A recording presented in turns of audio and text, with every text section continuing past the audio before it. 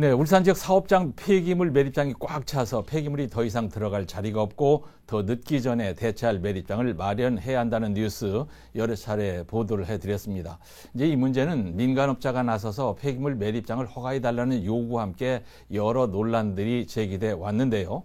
다행스럽게도 울산시가 사업장 폐기물 매립시설을 확충하겠다는 계획을 내놨습니다. 김영환 기자와 함께 자세한 얘기 들어보겠습니다. 김 기자, 네. 울산의 사업장 폐기물 매립시설이 한 곳은 아닐 텐데요. 더 들어갈 자리가 얼마나 남아 있는데요? 네, 울산에는 민간 폐기물 매립 업체가 3곳이 있습니다. 예. 이들 업체가 이 사업장 폐기물을 매립할 수 있는 총 용량은 790만 세제곱미터인데요. 예. 현재까지 650만 세제곱미터가 사용이 됐고 남은 용량은 140만 세제곱미터입니다. 예. 조만간 한계치에 이를 것으로 예상이 되고 있습니다. 남은 용량이 한계치에 이른다. 이런 설명보다도 더 좀 알아듣게 좀 설명을 해주세요.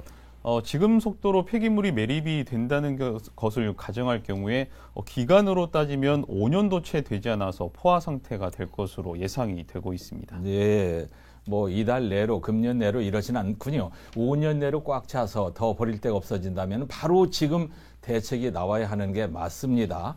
울산의 산업 특성 때문에 울산의 폐기물이 다른 지역보다 많이 나오는 건 맞죠? 네, 그렇습니다. 울산이 국내 최대 산업 도시이고 또 기업체들이 많기 때문에 연간 247만 톤가량 산업 폐기물이 발생하고 있습니다. 예. 전국 광역시 가운데 두 번째로 많은 양의 산업 폐기물을 배출하는 도시가 바로 울산입니다. 예.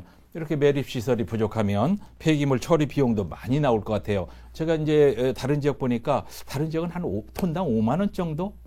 네, 2016년에 1톤당 6만 5천 원이었던 이 사업장 폐기물 처리 비용이 예. 지난해 기준으로 20만 원으로 급등했습니다.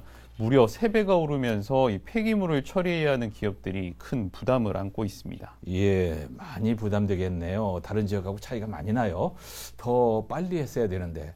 울산시가 사업장 폐기물 매립시설을 확충하겠다는 계획을 내놨습니다. 어떻게 하겠다는 겁니까? 네, 울산시는 2030년까지 500만 세제곱미터 이상의 매립시설을 확충하기로 했습니다. 송철호 시장은 이 같은 계획을 밝히면서 목까지 차올랐을 때 준비하면 이미 늦는다면서 빠른 그렇죠, 대책이 그렇죠. 필요하다고 강조를 했습니다. 맞습니다. 울산시는 이 매립시설 확충 계획에 3가지 전략을 담았는데요.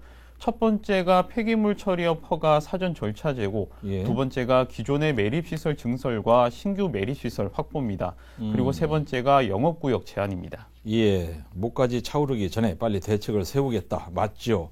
이제 대책을 3가지로 내놨는데 첫 번째 폐기물 처리업 허가 시간 사전 절차제? 이게 뭡니까?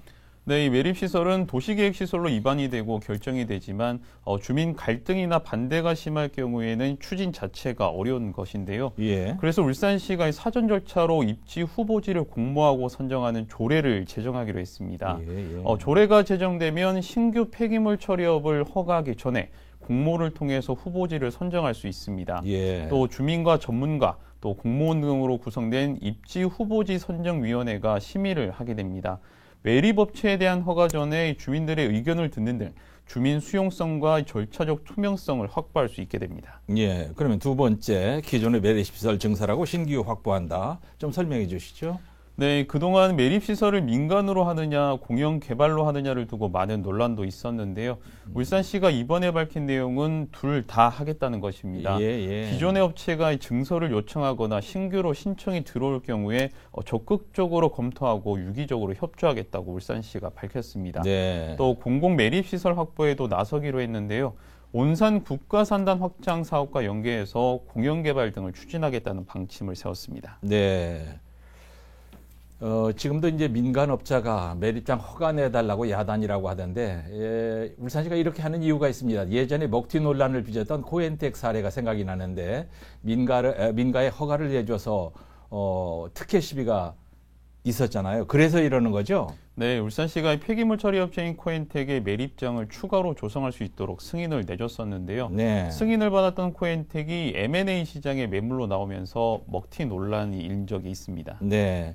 우리에게 이런 잘못된 학습 효과가 있단 말이죠. 이런 일이 발생하지 않도록 철저하고 꼼꼼한 행정이 필요해 보이는데, 자, 세 번째 영업구역 제한해야죠. 네, 현행법상 산업폐기물 처리 시설은 영업구역 제한이 없습니다.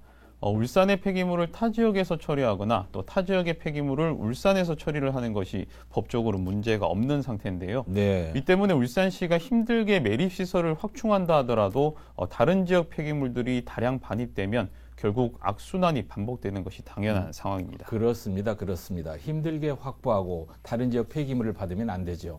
근데요, 이제 업자편에서는 다른 지역 폐기물을 받아야 이게 돈이 된답니다. 울산 지역 폐기물만 받는 게 맞은 것 같아요. 네, 그래서 울산시가 이 폐기물 처리업의 영업구역을 제한하는 방안을 추진하겠다는 것인데요. 예. 울산시는 영업구역 제한을 법으로 정해달라는 건의를 정부에 지속적으로 하겠다고 밝혔습니다. 네. 무엇보다도 근본적인 폐기물 처리의 이상적인 방법, 뭐 하나만 한 소리 같습니다만은 폐기 물량을 줄이는 거 아니겠습니까? 예를 들어서 재활용한다든지 업사이클링 같은. 네, 이 폐기물 자체를 줄이거나 또 자원으로 순환시키는 것이 가장 좋은 방법인데요. 그렇죠. 울산시가 폐기물을 다량 배출하는 업체에 대해서 자원 순환을 유도해 나가기로 했습니다. 예. 이를 위해서 지역 기업체 200여 곳에 사업문을 보내는 등 홍보 활동을 대폭 확대해 나가기로 했습니다.